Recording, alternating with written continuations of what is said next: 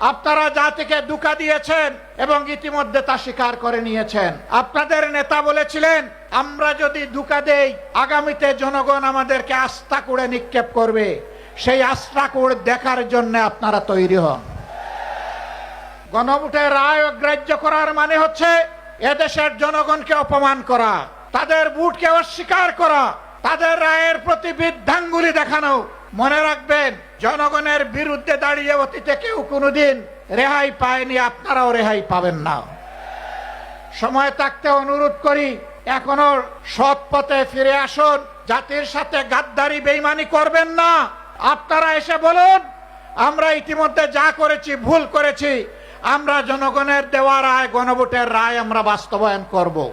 হয়তো জনগণ তখন আপনাদেরকে ক্ষমা করবে। যেদিন এই তরুণ তরুণীরা সিদ্ধান্ত নিয়ে সামনে এসেছিল, জনগণ তাদের ডাকে সাড়া দিয়েছিল। নারী পুরুষ, শিশু কিশোর যুবক আবাল বৃদ্ধ বনিতা সকলে রাস্তায় নেমে এসেছিল। আন্দোলন সেদিনই সফলতার মুখ দেখেছিল।